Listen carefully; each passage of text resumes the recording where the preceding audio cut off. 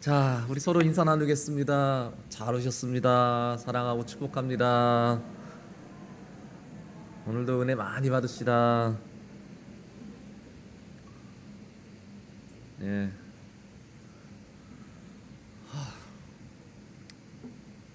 오늘은 생명을 찾으라라는 제목으로 우리 함께 말씀의 은혜를 함께 나누겠습니다. 여러분, 장마 비가 정말 많이 내리고 있네요. 저도 오산 와서 이렇게 많이 비가 내리는 건 처음 겪어보는 것 같습니다. 오실 때 오산천 어땠어요? 괜찮아요? 우리 오산천 범람하지 않나요? 범람하지 않았으면 좋겠는데, 예, 진짜 너무 비가 많이 오지 않기를 우리가 함께 마음을 모아서 좀 하나님께 기도해야 될 것 같습니다. 네. 그래도 아직까지 우리 오산은 큰 피해는 없는 것 같은데, 지금 보니까 다른 지역은 굉장히 많은 피해를 입었더라고요. 인명 피해도 많아서 참 너무나 좀 안타까운 그런 일이 많았습니다. 재산 피해도 크지만 참 인명 피해가 더 이상 발생하지 않도록 우리가 함께 합심해서 기도할 수 있기를 바라겠습니다. 참 이렇게 보면은 참 홍수, 이 물의 파워가 얼마나 무서운가를 다시 한번 실감하게 되는 것 같습니다. 이 무시무시한 장마비를 보면 항상 떠오르는 게 있죠. 뭐죠? 노아의 홍수. 우리는 노아의 홍수. 이걸 항상 우리는 교훈 삼아야 돼요. 네. 사실 이 장마비라는 것도 좀 예년과는 다르게 굉장히 범사롭지 않게 너무나 많은 비가 내리는데, 이것도 다 지구 온난화 어떤 현상의 징조가 아닌가라고 그렇게 전문가들은 보고 있습니다. 누구를 탓하는 게 아니라 다 우리 모두가 공동적으로 책임을 져야 된다는 거예요.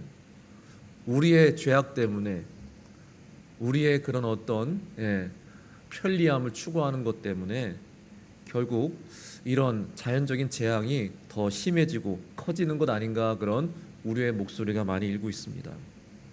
우리의 죄가 그만큼 참 더 커지고 있다는 그런 증거인 것 같습니다. 이 노아의 홍수도 그 당시 그 죄악을, 너무나 심각했던 죄악을 하나님이 심판하시는 심판의 도구였습니다. 그러니까 우리도 노아의 홍수를 항상 잘 생각하면서 이 땅에 다시는 그런 일들이 일어나지 않도록 우리가 정말 뉘우치고 회개하고 기도해야 할 때라는 그런 말씀인 것입니다. 자, 그래서 어떤 이 노아의 홍수를 연상하는 그런 지금 기후가 일어나고 있을 때 우리가 이제 다시 한번 노아의 홍수의 교훈을 한번 살펴볼 수 있길 바라겠습니다. 그때는 얼마나 홍수가 심각했는지 노아의 홍수의 스케일을 다시 한번 좀 우리가 짚어보면, 비가 며칠 동안 내렸죠? 그때 비가 40일간 내렸죠. 우리는 뭐 하루에 그냥 막 비가 쏟아져도 막 엄청난 홍수가 일어나는데, 그 당시에는 40일 동안 비가 억수로 많이 내렸습니다. 그래서 온 땅이 다 물에 잠겨버리고 말았어요. 40일 동안 내리고 그치서 물이 범람한 그 상태가 약 150일간 지속되었다고 합니다. 150일 동안 물이 범람했었대요. 그러니 뭐 방주에 들어간 노아 가족과 그 생명체들만 빼고는 땅에 있는 지면에 있는 모든 생명들이 다 죽고 말았어요. 그러면서 이제 그 이후로 물이 점점점 빠지기 시작하면서 그 방주가 아라랏산 정상에 걸치게 되었죠. 이것만 봐도 대단합니다. 왜냐하면 아라랏산은 지금 터키와 아르메니아 국경에 있는 큰 높은 산맥인데 최고봉이 5,100m라고 합니다. 그러니까 물이 5,000m 이상 차올랐었다는 거예요. 5,000m 이상. 상상이 안 되죠. 어마어마한 대홍수가 일어났었습니다. 그러면서 거기에 걸치면서 있다가 약 석 달 후에야 물이 많이 빠지면서 다른 산봉우리들도 드러나기 시작했다고 합니다. 노아 가족이 방주에 올라타게 된 지 약 200일이 지나서야 어느 정도 땅을 볼 수 있게 되었다는 거죠. 이제 대홍수가 그치고 물이 빠지면서 점점 육지가 보이기 시작할 때 노아는 까마귀와 비둘기를 밖으로 날려 보냈습니다. 까마귀와 비둘기는 마치 영적으로 대조되며 비교되는 그런 모습을 오늘 우리에게 또 보여주고 있습니다. 자, 사실 제가 이 설교 작년에 했던 설교예요. 이 까마귀와 비둘기에 대해서 이 본문을 갖고 작년에 설교를 했습니다. 기억력이 좋으시는 분들은 아마 목사님 작년에 그거 설교하셨는데 왜 또 하시지? 재탕하시는 거 아니야? 네, 그렇게 생각하실지도 모르겠어요. 네. 무슨 설교를 했었죠 제가? 어떤 설교를 했었죠? 까마귀 비둘기에 대해서 제가 어떤 말씀을 여러분과 나눴었죠? 목사님 지난주 설교도 기억이 안 나는데 작년 거 어떻게 기억합니까? 여러분 그렇게 생각하시는 분도 있을 것 같아요. 저도 잘 기억은 안 나요. 근데 최근에 그 설교를 어떻게 다시 읽어보다가 하나님이 또 새로 주시는 은혜가 있어서 제가 또 다시 좀 설교를 하게 됐어요. 그때와는 또 다른, 제가 이 잠언 필사를 하면서 또 어떻게 작년에 설교를 보다가 새로운 은혜를 또 저에게 주시는 거예요. 이거 그냥 지나치면 안 되겠다. 지난번 설교 때 제가 놓쳤던 점들이 있어서 그걸 다시 좀 저들하고 나누고 싶다라는 마음이 있어서 작년에 했던 본문이지만 다시 한번 여러분과 또 이 본문을 나누게 되었습니다. 작년에는 까마귀를 그냥 세상을 향해 날아가 버린 그런 새라고 말씀을 드렸던 것 같아요. 세상을 좋아해서 세상을 사랑해서 날아가 버린 새. 근데 비둘기는 다시 하나님께 돌아온, 세상을 좋아하지 않고 또 사명에 충실해서 날아갔다가 다시 돌아온 새라고 그렇게 말씀을 드렸어요. 까마귀같이 세상을 사랑해서 세상으로 떠나버리는 사람이 되지 말고 비둘기같이 다시 하나님께로 돌아오는, 충성하는 그런 신앙인이 되라, 그런 말씀을 드렸습니다. 근데 본문을 다시 읽어보니까 새롭게 깨닫게 되는 또 그런 은혜가 있어요. 이게 까마귀가 보니까 그냥 세상으로 훌훌 날아가 버리는 게 아니었어요. 보통 이 본문을 보면 대부분의 설교가 까마귀는 날아가 버리고 비둘기는 다시 돌아왔다, 그걸 강조했는데 잘 읽어보니까 사실 그런 게 아니었어요. 다시 깨달음을 주시는데 까마귀는 죽음을 찾아다니는 새였 반면에 비둘기는 생명을 찾아다니는 새였다. 영적으로 이렇게 비교를 하면서 까마귀는 죽음을 찾아다니는 새였지만 비둘기는 생명을 찾아다니는 새였다. 우리에게 주시는 그런 또 어떤 교훈은 이 세상에도 죽음을 찾아다니는 사람들이 있는 반면에 생명을 찾아다니는 사람들이 있다. 그럼 우리는 과연 지금 어떤 삶을 살고 있는가? 혹시나도 죽음을 향해 달려가고 있는 삶을 살고 있는가? 아니면 생명을 향해 지금 달려가고 있는 삶을 살고 있는가?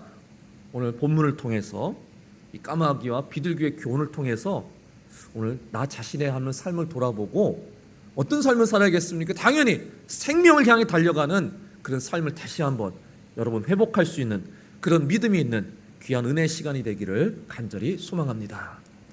자, 먼저 까마귀를 살펴보겠습니다. 까마귀는 죽음을 찾아다녔습니다. 이 노아는 바깥이 어떤지 확인해 보고 싶어서 까마귀를 먼저 날려보냈어요. 그 방주에는 이 세상의 모든 새들이 다 모아져 있었을 텐데 왜 까마귀를 가장 먼저 날려보냈을까요? 까마귀는 바로 사체를 뜯어먹는 그런 습성이 있기 때문이죠. 좀 끔찍한 얘기지만 시체를 뜯어먹어요. 대홍수로 인해 지면에 있는 모든 생물들이 다 죽음을 당했습니다. 물이 빠지면서 드러나는 것은 땅과 육지뿐만 아니라 안타깝게도 죽은 많은 사체들도 있었을 겁니다. 홍수가 쓸고 간 자리는 그야말로 끔찍하죠. 아마 노아의 생각에는 그런 점을 염두하고선 까마귀의 습성을 이용해서 까마귀가 뭐라도 혹시 건져오지 않을까라고선 까마귀를 먼저 날려보냈던 것 같습니다. 까마귀를 날려보냈더니 어떤 일이 일어났죠? 7절에 보니까 까마귀를 내놓음에 까마귀가 물이 땅에서 마르기까지 날아 왕래하였더라. 그냥 홀홀 날아가 버린 게 아니었고요. 까마귀는 땅이 마를 때까지 계속 방주를 들락날락거렸다는 거예요. 영어 성경을 읽어봤더니 계속 들락날락 이렇게 표현되어 있어요. 비둘기와는 사뭇 다르죠. 비둘기는 처음에 내보냈더니 발붙일 곳을 찾지 못해서 바로 얼른 방주로 돌아왔습니다. 그러니까 아직도 밖은 거의 다 대부분 물로 덮여 있었다는 거예요. 육지가 땅이 별로 드러나지 않았었다는 거예요. 근데도 이 까마귀는 비둘기와는 다르게 자유자재로 밖을 들락날락거렸어요. 그러니까 까마귀는 비둘기와는 다르게 어딘가 발을 붙일 곳이, 까마귀 새들도 계속 날아다닐 수는 없잖아요. 어딘가 발을 붙이고 좀 쉬었다가 다시 날르고 그래야 되는데 비둘기는 찾을 곳이 없지만 까마귀는 발을 붙일 곳을 찾았다는 거예요. 그게 뭡니까? 까마귀는 그 떠다니는 시체들 위에 발을 붙일 수 있었다는 거죠. 그러니까 다시 말해 까마귀는 죽음을 찾아다니고 있었어요. 영적으로 본다면 살아있는 걸 찾아다니는 게 아니고 죽은 것만 찾아다니고 있었던 겁니다. 까마귀가 원래 습성이 그러니까 그게 뭐 잘못된 거라고 막 뭐라고 할 수는 없어요. 성경에서도 까마귀가 잘못했다, 이건 잘못한 거다 이렇게 막 뭐 꾸짖고 나무라는 게 아닙니다. 그냥 까마귀는 원래 그러니까 그런 거죠 뭐. 하지만 우리에게 주는 영적 메시지는 분명한 것 같습니다. 이 까마귀는 죽음을 찾아다니는 새였어요. 하지만 우리는 죽음을 찾아다니는 그런 삶이 아니라 우리는 반대로 생명을 찾아다니는 바로 그런 삶을 살아야 된다는 말씀입니다. 까마귀를 본받으면 안 된다는 거예요. 우리는 죽어서 썩어질 것을 구하는 그런 사람이 아니라 썩지 않을 영원한 생명이 있는 것을 구해야 된다고 성경에서 분명히 말씀하고 있습니다. 그렇게 우리는 생명을 찾아다니는 삶이 돼야 되는데, 그런데 이상하게 보면은 많은 사람들이 이 까마귀와 같이 살아있는 썩지 않을 생명력 있는 것을 찾는 것이 아니라 오히려 죽어가는 것들, 썩어지는 것들, 소멸될 것들, 멸망으로 치닫는 것들을 더 소망하고 더 사모하고 더 가까이하고 더 찾아다니는 사람들이 많이 있다는 거예요. 죽음을 찾아다니는 사람, 죽음을 찾아다니는 그런 삶을 사는 사람들이 너무나 많다는 사실입니다. 그게 얼마나 어리석은 일이에요. 어떤 사람들이 과연 죽음을 찾아다니는 그런 삶을 살고 있을까요? 성경에 보면 하나님의 말씀, 하나님의 뜻, 하나님의 명령에 어긋나는 삶을 사는 사람들이 바로 죽음을 찾아다니는, 죽음을 향해 가고 있는 그런 사람들입니다. 이 잠언서를 읽어보면은 하나님의 말씀을 잘 지키라라는 내용이 참 많이 나옵니다. 대표적으로 3장 1절이죠. 내 아들아 나의 법을 잊어버리지 말고 내 마음으로 나의 명령을 지키라. 그래야면 그것이 내가 장수하여 많은 해를 누리게 하며 평강을 더하게 하리라. 아멘. 생명을 더 얻으려면, 생명을 더 누리려면 뭘 어떻게 하라고요? 하나님의 말씀을 잊어버리지 말고 마음에 잘 새기고 그 말씀을 잘 지켜 살라. 그러면 생명을 더하게 되리라. 생명을 더 얻게 될 것이라. 생명을 추구하는 삶, 생명을 찾아다니는 삶은 바로 하나님 말씀을 꽉 붙잡고 그 말씀을 마음에 새기고 잘 지키며 순종하며 따르는 삶이 바로 생명을 얻는 삶인 줄로 믿습니다. 반면에 하나님 말씀 붙잡지 않고 하나님 말씀과 떨어지는 삶, 하나님 말씀과 어긋나는 삶을 사는 사람들은 생명으로 가는 삶이 아니라 반대로 죽음으로, 파멸로 가는 사람들인 거예요. 잠언에서는 하나님의 언약을 잊어버린 자는 그 삶은 사망으로 기울어진 삶이다라고 그렇게도 말씀하고 있어요. 우리의 삶은 사망으로 기울어져면 안 됩니다. 사망 쪽으로 기울어져서는 안 돼요. 하나님 쪽으로, 생명 쪽으로 기울어져서 생명 쪽으로 우리 가는 그런 삶이 되어야 될 줄로 믿습니다. 잠언 8장 36절에 나를 잃는 자는 자기의 영혼을 해하는 자라. 나를 미워하는 자는 사망을 사랑하느니라. 이렇게 말씀하고 있어요. 어떤 사람이 죽음을 찾아다니는 사람이에요? 어떤 사람이 죽음을 더 좋아하는 사람이에요? 하나님을 잃어버리는 자가, 하나님을 사랑하지 않고 미워하는 자가 죽음을 향해 가고 있는 자라고 말씀하고 있습니다. 여러분, 그러니까 여러분은, 우리는 하나님을 잃어버려서는 안 돼요. 내 삶에서 하나님을 잃어버리면 안 돼요. 예? 우리는 툭하면 뭐 잃어버리잖아요. 지갑도 잃어버리고, 요즘 비가 많이 오는데 우산 쓰고 다니다 우산도 잃어버리고, 깜빡깜빡해서 잃어버리는 게 많아요. 잃어버리면 얼마나 안타깝습니까? 근데 하나님을 잃어버리면 안 돼요. 다른 건 어떤 건 몰라도 제발 하나님을 내 삶에 잃어버리면 안 됩니다. 꼭 붙잡고 있어야 돼요. 놓으면 안 됩니다. 항상 마음에 두고 있어야 되고, 항상 눈으로 보고 있어야 되고, 항상 기억하고 있어야 되고, 항상 생각해야 되는 게 바로 우리 하나님입니다. 하나님 내 삶에 잠시 떠나가게 하고, 잠시 딴 데 두고 딴짓하고 딴 생각하고 그렇게 살면 안 되는 거예요. 조금 멀어졌더라도, 조금 내 생각에서 다른 것이 들었다가도 우리는 빨리 다시 하나님을 붙잡아야 됩니다. 하나님을 내 삶에서 잃어버리면 안 돼요. 하루라도 잃어버리면 안 돼요. 그렇게 되면 사망으로 기울어지는 삶이 되는 것입니다.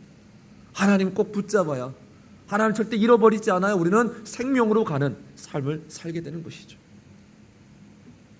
하나님을 늘 사랑하는 그런 마음으로 살아가는 저와 여러분 되시기 바라겠습니다. 하나님을 간절히 찾는 자가 하나님을 만나게 될 것이라고, 하나님을 정말 사랑하는 자가 하나님을 만나게 될 것이라고 성경에서 말씀하고 있습니다. 그런데 하나님을 사랑한다고 하면서 하나님의 말씀, 하나님의 계명을 잘 지키지 않으면 그것은 또 하나님을 결코 사랑하는 것이 아닙니다. 하나님 말씀과 계명을 잘 지키는 자가 하나님을 사랑한다고 고백할 수 있죠. 또 하나님을 사랑한다고 하면서 형제와 이웃을 미워하는 자도, 용서하지 못하는 자도 하나님을 사랑하는 것이 아니라고 성경에서 말씀하고 있어요. 여러분, 까마귀와 같이 죽음을 향해 가는 사람들의 삶은 어떤 특징이 있냐면 오직 자기 만족, 자기 유익을 위해서만 살아가는 그런 사람의 특징이에요. 지금 이 까마귀가 그랬습니다. 까마귀는 물이 마를 때까지, 물이 다 마르면은 그때는 뭐 방주에 있던 뭐 새들이며 동물들 다 나갔겠죠. 다 떠나갔겠죠. 그때까지 방주와 바깥 세상을 계속 왕래하고 드나들었어요. 드나들기는 했는데 근데 아무것도 가져다 온 게 없어요. 노아가 까마귀를 밖에 풀어놓은 것은 그래도 뭔가 바깥 세상 소식을 좀 갖고 돌아오기를, 뭔가 그래도 물고 돌아오기를, 비둘기처럼 뭐라도 뭐 나뭇가지라도 물고 오든지 뭐 이렇게 뭐라고 물고 오기를 그렇게 기대하고 소망했던 거죠. 근데 까마귀는 여러 번을 막 왕래해도 아무것도 갖고 오지 않았어요. 이 방주를 지을 때 하나님께서 어떻게 지으라고 명령하셨냐면, 특히 창문을 지을 때 위에서 내라고, 한마디로 천장에다 창문을 내라고 그렇게 지시하셨어요. 잘 읽어보시면, 우리 보통 창문은 옆에 내잖아요. 우리가 잘 볼 수 있게, 우리의 어떤 딱 그 키높이에 맞춰서 그렇게 해서 바깥을 잘 내다볼 수 있게 창문을 보통 트는데, 근데 이 방주는 옆에다 내지 않고 지붕 천장에다 냈습니다. 그러니까 오직 하늘만 바라보게 하나님이 그렇게 만드신 거예요. 땅을 보지 말라고, 홍수가 얼마나 심각한지, 하나님이 어떻게 세상을, 땅을 심판하시는지 그거 보지 못하게 다 막아 놓으셨어요. 그냥 하늘만 바라보라고. 그러니까 뭐 홍수가 어떻게 벌어졌는지 노아와 가족들은 아무것도 알지 못하고, 또 물이 얼마나 뭐 빠졌는지, 육지가 얼만큼 드러났는지도 알 수가 없어요. 그래서 답답하니까 저 천장에 있는 창문을 통해 새를 보내서, 새가 그래도 나가서 뭔가 그래도 좀 물고 오든지 뭘 어떻게 하든지 뭔가 해주기를 좀 바라서 보냈던 것이죠. 근데 이 까마귀는 보니까 그렇게 오고 가며 계속 왕래를 했는데도 아무것도 가져오질 않았어요. 아마도 바깥에 나가서 많은 그 사체들을, 끔찍하죠, 그냥 뜯어먹으면서 자기 배만 불렸을 거예요. 자기 만족만 채우고 다시 들어왔다가 나갔다, 들어왔다 나갔다. 그저 무익한 새에 불과했던 겁니다. 뭔가 해주길 바랬는데, 뭔가 물고 와주길 바랬는데 아무것도 가져오지 않았어요. 반면에 비둘기는 어떻습니까? 처음에는 무서워서 바로 그냥 빈손으로 돌아왔지만 그 다음번에 나갔을 때는 감람나무 새 가지를 물고 와서 방주에서 초조하게 기다리는 노아 가족들에게 저 이제 바깥 세상에 이제 삶이 다시 시작된다, 다시 희망이 있다라는 것을 그들에게 전달해 주었습니다. 뭔가 일을 했어요. 뭔가 열매를 맺었어요. 그래서 비둘기가 칭찬을 받은 겁니다. 아무런 열매도 맺지 못하는 삶이야말로 죽음을 향해 치닫는 바로 그런 인생인 것입니다. 근데 그런 게 바로 자기 유익만, 자기만 배부르려고 하는 바로 그런 삶이 바로 죽음을 향해 가는 삶이에요. 예수님도 곡식을 창고에 가득 채우고 그걸 보며 흡족해하는 그 부자를 보시면서 자기를 위해서 재물을 쌓아두고 하나님에 대해서 부여하지 못한 자는 하나님이 그 인생을 바로 걷어가실 것이다, 그렇게 경고하셨습니다. 그렇게 자기를 위해서만 살다간 생명을 빼앗겨 버릴 것이라고 경고하시는 거예요. 사도 바울도 죽음을 향해 가는 사람들의 특징을 디모데후서 3장에서 이렇게 묘사하고 있습니다. 자기를 사랑하고 돈을 사랑하고 자랑하고 교만하며 하나님보다 쾌락을 더 사랑하는 자. 어떤 사람들이 사망을 향해 치닫는 자라고 합니까? 자기를 사랑하는 자, 그리고 돈을 사랑하는 자, 하나님을 사랑하지 않고 이웃을 사랑하지 않고 자기 자신만을 위해 살아가는 사람은 바로 사망으로 치닫고 있는 사람이라고 그렇게 설명하고 있어요. 예수님 또 이렇게 말씀하셨죠. 누구든지 제 목숨을 구원하고자 하면 잃을 것이요. 참 역설적인, 그냥 들어서는 이해가 잘 안 돼. 누구든지 자기 목숨을 지키고 싶고 보존하고 싶고 잘 되고 싶은 게 우리의 인간의 마음인데, 근데 주님께서는 자기 목숨을 구원하고자 하면 오히려 잃어버릴 것이다, 역설적으로 얘기하십니다. 그리고 누구든지 나를 위하여 제 목숨을 잃으면 구원하리라. 사람이 만일 온 천하를 얻고도 자기를 잃든지 빼앗기든지 하면 무엇이 유익하리요? 주님은 분명히 말씀하셨어요. 자기 자신을 위해 사는 사람은 생명을 잃을 것이라고, 그는 죽음을 향해 가는 사람이라고 분명히 말씀하셨습니다. 반면 하나님의 영광을 위해서 사는 사람, 많은 사람들의 유익을 위해서 사는 사람은 오히려 생명을 얻을 것이라고 분명히 우리에게 말씀하셨어요. 그렇다면 우리는 어떤 삶을 살아야 됩니까? 우리가 지음받은 우리 존재의 목적이 뭐라고 성경에서 말씀했습니까? 몇 주 전에 설교에서 우리가 나눴던 말씀이 그거였죠. 우리는 하나님을 찬양하기 위해 지음받은 존재다, 그렇게 말씀했어요. 하나님을 찬양하기, 하나님이 찬양받고 싶으셔서, 우리의 찬양을 듣고 싶으셔서 우리를 지으셨다라고 그렇게 말씀드렸고요. 또 한 가지 목적은 뭡니까? 우리는 복음을 증거하기 위해 지음받은 존재다. 예수 그리스도를 증거하기 위해서 지음받은 그런 사람들이라고 말씀드렸습니다. 그저 나 하나 잘 먹고 잘 살라고 하나님이 우리에게 생명 주신 것이 아니라 다 하나님께 쓰임받기 위해서 우리는 지음받은 사람입니다.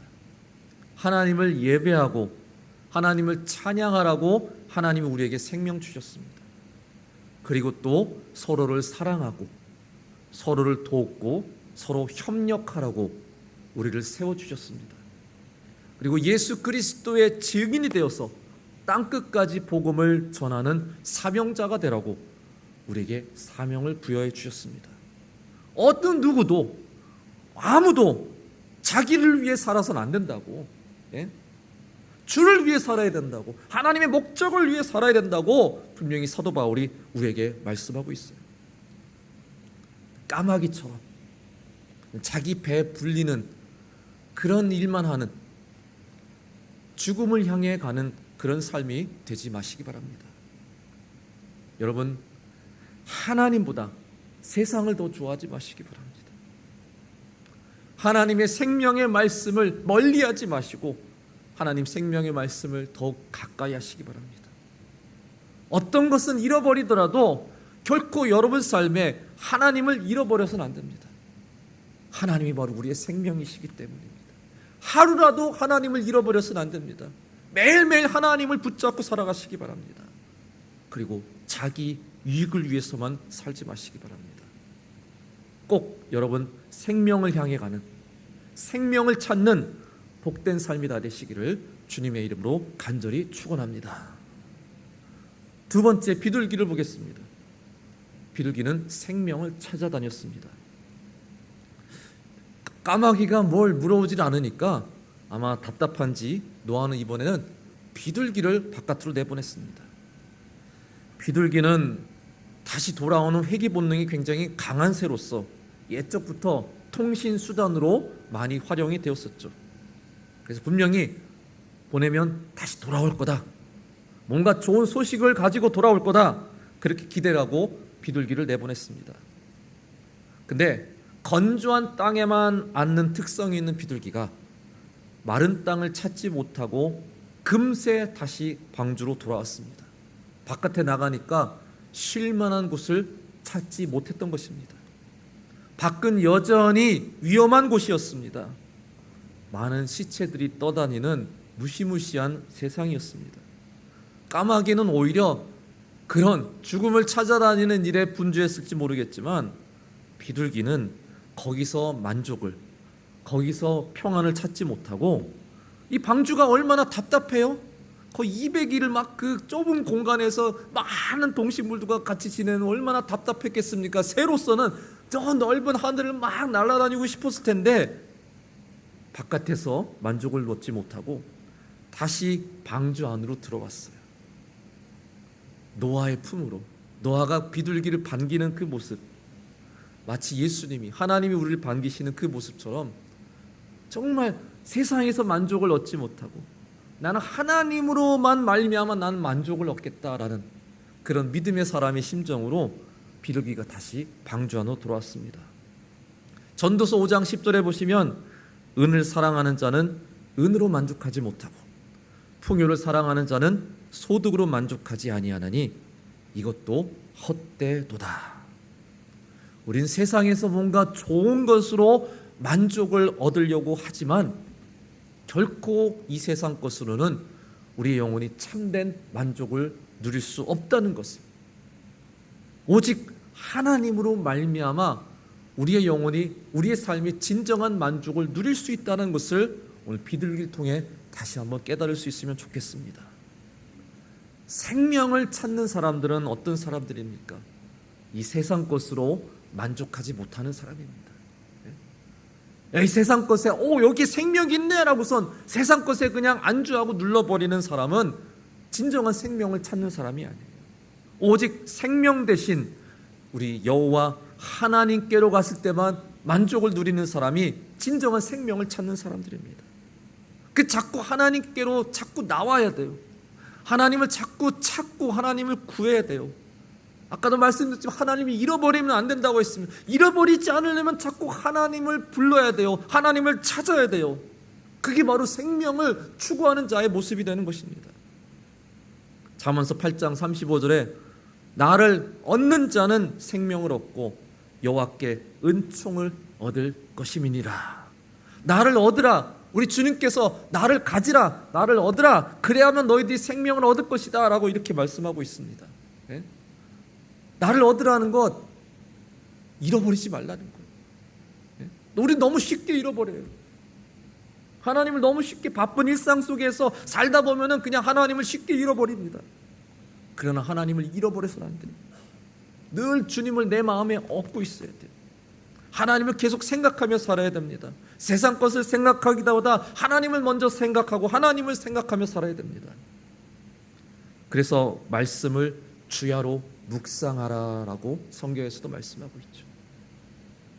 이 성경 꾸준히 읽으시고 이번에 성경 필사도 매일매일 꾸준히 하시면서 여러분 마음과 생각에 매일매일 하나님의 생각으로 가득 차시기를 세상적인 생각도 물론 있어야겠지만 살다 보면은 근데 하나님의 생각이 떠나가지 않기를, 항상 여러분 마음과 생각이 머물기를, 하나님을 잃어버리지 않기를, 늘 하나님과 동행하는 삶이 되시기를 주님의 이름으로 간절히 소망합니다. 비둘기는 다시 나가서 이번에는 감람나무 새 가지를 물고 왔습니다. 여러분, 그게 얼마나 귀한 것이겠어요. 대홍수로 인해서 땅에는 모든 생명체가 다 죽었는데, 근데 오랜 시간이 지나서 이제 물이 빠지면서 그 땅에 다시 생명이 돋아나기 시작했는데, 얼마나 있겠어요. 아직도 대부분 다 죽은 시체들만 널브러져 있을 텐데 그 사이에서 생명이 다시 돋아나기 시작한 거예요. 이 비둘기는요, 죽은 것을 찾아다니는 게 아니고 살아있는 것, 생명을 찾아다녔던 거예요. 겨우겨우 찾아냈어요. 그 생명을 찾아서 물고 와서 노아와 모든 가족들에게 그것을 보여줬습니다. 지면에는 그 당시 온통 죽은 것들과 썩어진 것들만 있었는데, 근데 이 비둘기는 썩은 것을 구하는 그런 새가 아니라 썩지 않는 살아있는 것을 바로 구하려고 애쓰는 바로 그런 새였던 것입니다. 저와 여러분도 썩을 것을 구하는 생명이 아니라 썩지 않을 것을 구하는 인생들이 꼭 될 수 있길 바라겠습니다. 늘 듣는 말씀이지만, 항상 듣는 말씀이지만 도대체 썩지 않는 게 뭐야? 성경에서 이렇게 말씀하고 있어요. 베드로전서 1장 23절 보시면, 너희가 거듭난 것은 썩어질 씨로 된 것이 아니요 썩지 아니할 씨로 된 것이니 살아있고 항상 있는 하나님의 말씀으로 되었느니라. 썩지 아니한 것이 뭐라고 말씀합니까? 바로 하나님의 말씀이라고. 이 세상 모든 것은 다 결국 썩어 없어지게 될 것입니다. 그것을 우리는 의존해서는 안 돼요. 이 세상에 유일하게 썩지 아니할, 영원히 간직해야 될 것은 바로 오직 하나님의 말씀뿐이라고 했습니다. 여러분, 이 썩지 아니할 귀한 이 감람나무 잎사귀와 같은 이 생명의 말씀, 영원한 생명의 말씀을 여러분 꼭 붙드시기 바랍니다. 이 썩지 아니할 것을 구하고 이 썩지 않을 것으로 여러분 살아가는, 늘 생명을 찾고 생명을 구하는 믿음의 사람들이 되시기를 주님의 이름으로 간절히 축원합니다. 오늘 말씀을 마치겠습니다.